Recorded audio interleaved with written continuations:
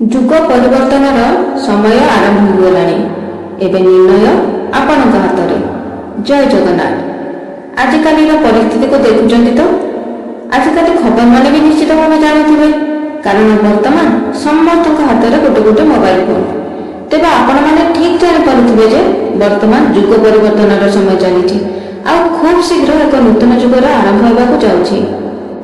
ବର୍ତ୍ତମାନର ସମୟ ଖାଲି ସମୟ ନୁହେଁ, ଏହା ଏକ ମୋଡ଼ ଅଟେ। ଚାରିଆଡ଼େ ଅଶାନ୍ତି, ଅରାଜକତା ଆଉ ହିଂସା, ମୁଁ ଆଉ ମୋର ପ୍ରତିଯୋଗିତା। ସମସ୍ତେ ଆଗକୁ ତ ବଢ଼ିବାକୁ ଚାହୁଁଛନ୍ତି, କିନ୍ତୁ ଭିତରୁ ପୁରାପୁରି ଭାଙ୍ଗି ଯାଉଛନ୍ତି। ଏବେ ସମୟ ଫଳ ଭୋଗିବାର, କର୍ମ ଅନୁସାରେ ଫଳ, ଆଉ କର୍ମ ଅନୁସାରେ ସମସ୍ତଙ୍କୁ ଫଳ ମଧ୍ୟ ମିଳୁଛି। ଆଉ ଗୋଟିଏ ପଟେ ଭକ୍ତିର ଦୁନିଆ, ଚାରିଆଡ଼େ ପ୍ରବଚନ ଚାଲିଛି, ସମସ୍ତେ ଆଗ୍ରହ ସହକାରେ ଶୁଣୁଛନ୍ତି ମଧ୍ୟ। କିନ୍ତୁ କ'ଣ ସମସ୍ତେ ସେହି କଥା ଓ ପ୍ରବଚନ ଅନୁସାରେ ବାଟ ଚାଲୁଛନ୍ତି? ନା, ଗୋଟିଏ ଆଡ଼େ ପ୍ରବଚନ ଶୁଣୁଛନ୍ତି, ଆଉ ଗୋଟିଏ ଆଡ଼େ ପ୍ରବଚନ ସରିଗଲେ ସାଙ୍ଗେ ସାଙ୍ଗେ ତାକୁ ପାଶୋରି ଯାଇ ଅନ୍ୟର ନିନ୍ଦା ଚୁଗୁଲିରେ ଲାଗି ପଡ଼ୁଛନ୍ତି। ସମସ୍ତେ ଠିକ୍ ଜାଣିଛନ୍ତି ଯେ ଆମର କର୍ମର ଫଳ ଆମକୁ ଭୋଗିବାକୁ ହିଁ ପଡ଼ିବ, ଆଉ ଏଥିରୁ ଆମକୁ କେହି ବି ବଞ୍ଚାଇ ପାରିବେନି, ଏମିତିକି ସ୍ୱୟଂ ଭଗବାନ ବି ନୁହେଁ। ତଥାପି ସବୁ ଜାଣିଶୁଣି କାହିଁକି ଯେ ପ୍ରତ୍ୟେକ ମଣିଷ ବାରମ୍ବାର ସେହି ଭୁଲକୁ କରିବାରେ ଲାଗିଛନ୍ତି? ଜାଣିଛନ୍ତି ପ୍ରତ୍ୟେକ ଜୀବନ ମଧ୍ୟରେ ଏକ ଆତ୍ମା ସହ ସେହି ପରମାତ୍ମା ବାସ କରୁଛନ୍ତି, ତଥାପି ଖାଲି ନିଜ ପାଟିର ସ୍ୱାଦର ଅଭିପ୍ରାୟ ନିମନ୍ତେ ନିରୀହ ଜୀବ ହତ୍ୟା କରି ସେମାନଙ୍କର ମାଂସକୁ ଖାଉଛନ୍ତି। ଏଥିରେ କ'ଣ ପେଟର ଭୋକ ମେଣ୍ଟି ଯାଉଛି? ହଁ, ଏଥିରେ ପେଟର ଭୋକର କିଛି ମଧ୍ୟ ଆବଶ୍ୟକ ନାହିଁ, କାରଣ ଯଦି କଥା ଭୋକର ହୁଅନ୍ତା ତେବେ ବହୁତ କିଛି ଅଛି ଭୋକକୁ ଶାନ୍ତ କରିବା ପାଇଁ। ମାତ୍ର ଏଠି କଥା ହେଉଛି ସ୍ୱାଦର। ଆଚ୍ଛା କୁହନ୍ତୁ, ଯଦି କଥା ସ୍ୱାଦର, ତେବେ ସ୍ୱାଦ ମାଂସରେ ଥାଏ ନା ମସଲାରେ ଥାଏ? ଆଉ ଯଦି ସ୍ୱାଦ ମସଲାରେ ଥାଏ ତେବେ ଜୀବ ହତ୍ୟା କାହିଁକି? ମୁଁ ପୁଣି ଥରେ ପ୍ରଶ୍ନ କରିବି, କାହିଁକି କାହିଁକି ଆଉ କାହିଁକି? ଏହି ବିଷୟରେ ମୋର ଯଦି ଏତେ ସବୁ ପ୍ରତିକ୍ରିୟା ସୃଷ୍ଟି ହୋଇପାରୁଛି, ତେବେ ଥରେ ଶାନ୍ତ ମନରେ ଭାବି ଦେଖ, ସେହି ପରବ୍ରହ୍ମଙ୍କ ମନରେ କେମିତି ପ୍ରତିକ୍ରିୟା ସୃଷ୍ଟି ହେଉଥିବ। ନିଜକୁ ନିଜେ ଥରେ ପ୍ରଶ୍ନ କରି ଦେଖ। ଅଜାଣତରେ କରିଥିବା ପାପକୁ ଛାଡ଼ିଦିଅ, କିନ୍ତୁ ଜାଣିଶୁଣି ବାରମ୍ବାର ଯେଉଁ ପାପ କରାଯାଉଛି, ପ୍ରଭୁ କ'ଣ ତାକୁ ସତରେ କ୍ଷମା କରିପାରିବେ? ସେଥିପାଇଁ ତ ସେହି ପରବ୍ରହ୍ମ କଳ୍କି ଅବତାର ନେଇ ଜନ୍ମଗ୍ରହଣ କରିସାରିଲେଣି, ଆଉ ସେ ଆମ ସମସ୍ତଙ୍କ ମଧ୍ୟରେ ଗୁପ୍ତ ଭାବରେ ଲୁଚି ରହିଛନ୍ତି, ଆଉ ସବୁ ଦେଖୁଛନ୍ତି, ଆଉ ସମସ୍ତଙ୍କର ଫଳ ସାଙ୍ଗେ ସାଙ୍ଗେ ଦେଉଛନ୍ତି। ତାର ପ୍ରତ୍ୟେକ ପ୍ରମାଣ ତ ଆମ ଚାରିପାଖରେ ଘଟୁଥିବା ଘଟଣା।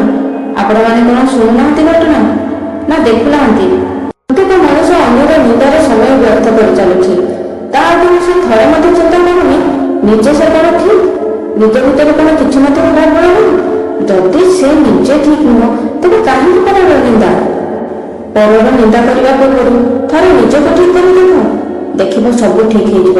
ପ୍ରତ୍ୟେକ ମଣିଷ ଠିକ୍ ଜାଣିଛି ଯେ ସିଏ ଯାହା ପାଇଁ ସବୁକିଛି କରୁଛି, ମୃତ୍ୟୁ ପାଇଁ ସେ ସବୁ ମର୍ତ୍ତ୍ୟମଣ୍ଡଳରେ ହିଁ ରହିବ, ଆଉ ତା ସହିତ କେବଳ ଯିବ ସେ କରିଥିବା କର୍ମ। ଜୀବନର ପ୍ରଥମ ଆଉ ଅନ୍ତିମ ସତ୍ୟ ଏହା ଯେ ଆମ ସମସ୍ତଙ୍କୁ ସେହି ପରମ ପିତା ପରମାତ୍ମାଙ୍କ ଠାରେ ବିଲୀନ ହେବାକୁ ପଡ଼ିବ। କିନ୍ତୁ ସବୁ ଆତ୍ମା ତାଙ୍କଠାରେ ବିଲୀନ ହୋଇପାରିବ କି? କେବଳ ସେହି ଆତ୍ମା ପରମାତ୍ମାଙ୍କ ଭିତରେ ବିଲୀନ ହୋଇପାରିବ ଯେଉଁ ଆତ୍ମାଠାରେ ପରମାତ୍ମାଙ୍କ ଭଳି ଗୁଣ ଆସିପାରିବ। ଆଉ ଏଥିପାଇଁ ପ୍ରତ୍ୟେକ ମଣିଷକୁ ସତ୍ପଥରେ ଯାଇ ପ୍ରଭୁଙ୍କ ନାମ ଗାନ କରି ସଦ୍ଗୁଣକୁ ଆପଣେଇ ନିଜ କର୍ମମୟ ଜୀବନକୁ ଆରମ୍ଭ କରିବାକୁ ପଡ଼ିବ। ବର୍ତ୍ତମାନ ହେଉଛି ପରିବର୍ତ୍ତନର ସମୟ, ଆଉ ଆମକୁ ନିର୍ଣ୍ଣୟ କରିବାକୁ ହେବ ଯେ ଆମେ ବି ପାପୀମାନଙ୍କର ଭିଡ଼ ଭିତରେ ବହିଯିବା, ନା ଆମେ ପାପର ଦୁନିଆ ଠାରୁ ଦୂରେଇ ଯାଇ ନିଜ ଭିତରେ ପୁଣ୍ୟର ଦୀପ ଜଳାଇବା। ସେହି ପରମବ୍ରହ୍ମ ପରମାତ୍ମା ତ କରୁଣାର ସାଗର, ସେ ସବୁବେଳେ ସବୁ ସମୟରେ ଆମକୁ ଚେତେଇ ଦେଇଥାନ୍ତି, ଆମକୁ ଭୁଲ ଠିକ୍ର ଜ୍ଞାନ ଦେଇଥାନ୍ତି, କିନ୍ତୁ ଆମେ ସମସ୍ତେ ତାହାକୁ ନଜରଅନ୍ଦାଜ କରି ମନର ବାସରେ କୁକର୍ମମାନ କରିଚାଲୁ। ଆପଣମାନଙ୍କୁ ମୁଁ ଗୋଟିଏ ପ୍ରଶ୍ନ କରୁଛି, ଏବେ ଆପଣମାନେ ତାର ଉତ୍ତର ଦିଅନ୍ତୁ। ଆପଣମାନଙ୍କ ମନ ଯାହା ଚାହୁଁଛି ଆପଣମାନେ ଯଦି ତାହା ପୂରଣ କରିଦେଉଛନ୍ତି, ତେବେ ଆପଣମାନଙ୍କର ମନ କ'ଣ ଶାନ୍ତ ହୋଇଯାଉଛି? ମୁଁ ଜାଣିଛି ଆପଣମାନେ ନିଶ୍ଚୟ ନା ହିଁ ଉତ୍ତର ଦେବେ, କାରଣ ମନକୁ କେବେ ମଧ୍ୟ ଶାନ୍ତ କରାଯାଇପାରେ ନା, ତାର ଇଚ୍ଛାର ଅନ୍ତ ହିଁ ନାହିଁ, ତାକୁ କେବଳ ବଶ କରାଯାଇପାରେ। କିନ୍ତୁ ମନକୁ ବଶ କରିବା କୌଣସି ସହଜ କଥା ନୁହଁ। ଏଥିପାଇଁ ନିଜର ଅନ୍ତରାତ୍ମାକୁ ଜାଗ୍ରତ କରି ଆତ୍ମଜ୍ଞାନକୁ ହାସଲ କରିବାକୁ ପଡ଼ିବ, ଆଉ ଏଥିପାଇଁ ଏକ ସରଳ ରାସ୍ତା ହେଉଛି ନାମ ଜପ। ଏବେ ଉଠ, ଆଉ ଆରମ୍ଭ କର ଏହି ଯାତ୍ରା। ଏବେ ହିଁ ନିର୍ଣ୍ଣୟ କର, ଆପଣ ନିଜର ଶକ୍ତିକୁ ଜାଗ୍ରତ କରିବେ ନା ଶୋଇବାକୁ ଦେବେ। ଆମେ ସମସ୍ତେ ତ ସେହି ପରବ୍ରହ୍ମଙ୍କ ସନ୍ତାନ, ତେଣୁ ଆମ ସମସ୍ତଙ୍କ ଭିତରେ ତାଙ୍କର ହିଁ ସ୍ୱରୂପ ଲୁଚି ରହିଛି। ତେଣୁ ଆମେ ମଧ୍ୟ ଇଚ୍ଛା କଲେ ନିଜ ମଧ୍ୟରେ ବ୍ରହ୍ମକୁ ଜାଗ୍ରତ କରିପାରିବା। ଏଥିମଧ୍ୟରେ ତିଳେ ମାତ୍ର ସନ୍ଦେହ ନାହିଁ। ଆମେ ସମସ୍ତେ ଭାଗ୍ୟବାନ ଯେ ଆମେ ସମସ୍ତେ ଏହି ପରିବର୍ତ୍ତନ ସମୟରେ ଜନ୍ମ ହୋଇଛେ, ଆଉ ଆମେ ସମସ୍ତେ ଏହି କଳି ଯୁଗରେ ଜନ୍ମ ହୋଇଛେ। ଅନ୍ୟ ତିନୋଟି ଯୁଗଠାରୁ ଏହି ଯୁଗରେ ଆମେ ଖୁବ୍ ସହଜରେ ଭଗବାନଙ୍କୁ ପାଇପାରିବା। ଖାଲି ଟିକିଏ ଦରକାର ମନୋବଳ। ଆମେ ସମସ୍ତେ ବାହାର ଦୁନିଆର କୋଳାହଳ ଭିତରେ ବୁଡ଼ି ରହିଛୁ, କେବେ ମଧ୍ୟ ନିଜ ଭିତରକୁ ଦେଖିବା ପାଇଁ ଚେଷ୍ଟା କରୁନି। କିନ୍ତୁ ଥରେ ନିଜ ଭିତରକୁ ଦେଖିଲେ ଜାଣିହେବ ଯେ ସେ ଭିତରର ଦୁନିଆ କେତେ ସୁନ୍ଦର, କେତେ ଶାନ୍ତିପୂର୍ଣ୍ଣ ଆଉ କେତେ ବିଶାଳ। ଆଉ ସେଇଟା ହେଉଛି ସେଇ ପରମାତ୍ମାଙ୍କ ଦୁନିଆ। ଆମରି ଭିତରୁ ହିଁ ଅନେକ ଯୋଗୀ ବସିଛନ୍ତି ଯେ କଳ୍କି ଭଗବାନ ଆସିବେ ଆଉ କଳିଯୁଗରେ ଅବସାନ କରିବେ, ଆଉ ସେମାନଙ୍କ ମଧ୍ୟରେ ମୁଁ ମଧ୍ୟ ଜଣେ। କିନ୍ତୁ ଏହା ତ ସତ୍ୟ ଯେ କଳ୍କି ଭଗବାନ ଆସିବେ ହିଁ ଆସିବେ, ଆଉ କଳିଯୁଗର ଅନ୍ତ ମଧ୍ୟ କରିବେ, କିନ୍ତୁ ସେଇଟା ହେବ ଅନ୍ତିମ ଜନ୍ମ। ଏବେ ଥରେ ଭାବି ଦେଖ, ଆପଣମାନେ ଯଦି ଭୁଲ କରିବେ ଆପଣମାନଙ୍କର ପିତାମାତା କ'ଣ ଆପଣମାନଙ୍କୁ ସାଙ୍ଗେ ସାଙ୍ଗେ ଦଣ୍ଡ ଦେଇଦିଅନ୍ତି? ନା, ଆପଣଙ୍କୁ ପ୍ରଥମେ ବୁଝାନ୍ତି, ତାପରେ ଆପଣ ଯଦି ପୁଣି ଥରେ ସେ ଭୁଲଟିକୁ କରନ୍ତି ତେବେ ସେ ବାଧ୍ୟ ହୁଅନ୍ତି ଆପଣଙ୍କୁ ଦଣ୍ଡ ଦେବା ପାଇଁ। ଠିକ୍ ସେମିତି ଆମ ପାଇଁ ଆମ ଭଗବାନ ମଧ୍ୟ ପିତାମାତା ସ୍ୱରୂପ। ସେ ପ୍ରଥମେ ଆମକୁ ଅବସର ଦେଇଥାନ୍ତି ସୁଧରିବା ପାଇଁ। ତାପରେ ଆମେ ଯଦି ପୁନର୍ବାର ସେ ଭୁଲଟିକୁ କରିଥିବୁ ତେବେ ସେ ବାଧ୍ୟ ହୁଅନ୍ତି ଆମକୁ ଦଣ୍ଡ ଦେବା ପାଇଁ।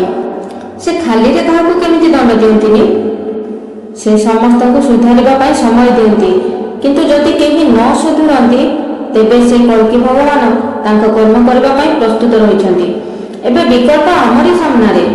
ଆମକୁ ଏହି ବାହାର ଦୁନିଆର ମିଛିମିଛିକା ଖୁସି ଭିତରେ ନିଜକୁ ହଜେଇ ଦେବା, ନା ନିଜ ଭିତରୁ ଦୁନିଆରେ ପ୍ରବେଶ କରି ଆମ ଆତ୍ମାକୁ ପରମାତ୍ମା ଠାରେ ଲୀନ କରିବା। ରାସ୍ତା ଆମକୁ ବାଛିବାର ଅଛି, ଲକ୍ଷ୍ୟ ଆମକୁ ନିର୍ଣ୍ଣୟ କରିବାର ଅଛି।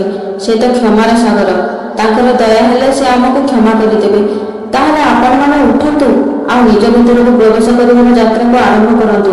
ଯଦି ଆପଣମାନେ ଏତିକି ପର୍ଯ୍ୟନ୍ତ ଶୁଣି ଆସିଲେଣି ତେବେ ଆପଣ ନିଶ୍ଚିତ ଭାବରେ ଏକ ପବିତ୍ର ଆତ୍ମା ହୋଇଥିବେ, ଏଥିରେ ସନ୍ଦେହ ନାହିଁ। ହେଇଥାଇପାରେ ଆପଣ କିଛି କ୍ଷଣ ବାଟ ଭୁଲି ଯାଇ ଅବାଟରେ ଚାଲି ଯାଇଥିଲେ, କିନ୍ତୁ ଏବେ ଜଗନ୍ନାଥଙ୍କ ଆଶୀର୍ବାଦ ଆପଣଙ୍କୁ ମିଳିଯାଇଛି। ଏବେ ସେହି ପ୍ରଭୁ ଜଗନ୍ନାଥ ଆପଣଙ୍କୁ ସୁଧାରିବାର ବାଟ ଦେଖାଉଛନ୍ତି, ଆଉ ଆପଣଙ୍କୁ ଏହି ପରିବାରର ସଦସ୍ୟ ରୂପେ ବାଛି ନେଇଛନ୍ତି। ତେଣୁ ଆପଣ ଏହି ଆତ୍ମା ଓ ପରମାତ୍ମା ଚ୍ୟାନେଲକୁ ସବସ୍କ୍ରାଇବ କରି ଏହି ପରିବାରର ସଦସ୍ୟ ହୋଇଯାଆନ୍ତୁ। ଏହି ଚ୍ୟାନେଲର ଭିଡ଼ିଓ ମାଧ୍ୟମରେ ଭଗବାନ ଦେଇଥିବା ସନ୍ଦେଶକୁ ଶୁଣି ଶୁଣି ଆପଣଙ୍କର ବାଟକୁ ଠିକ୍ କରି ନିଅନ୍ତୁ। ଭଗବାନଙ୍କର ଏହି ସନ୍ଦେଶକୁ ପୁରା ଶୁଣିଥିବାରୁ ଆପଣମାନଙ୍କୁ ଅନେକ ଅନେକ ଧନ୍ୟବାଦ।